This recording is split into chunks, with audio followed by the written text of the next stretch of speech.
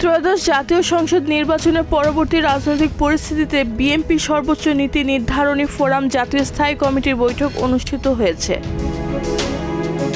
4 April রাত 8:30টায় গুলশানের দলীয় চেয়ারপারসনের রাজনৈতিক কার্যালয়ে এই বৈঠক অনুষ্ঠিত হয়।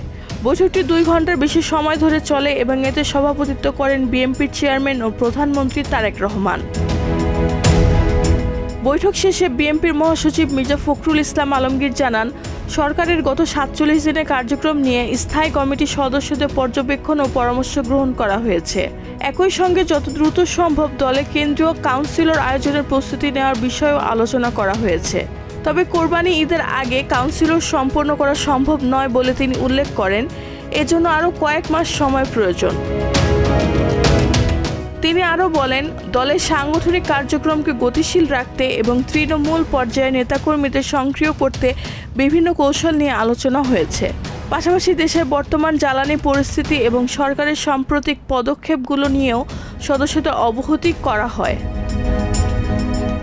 রেহানা বেগম, প্রজন্ম 24।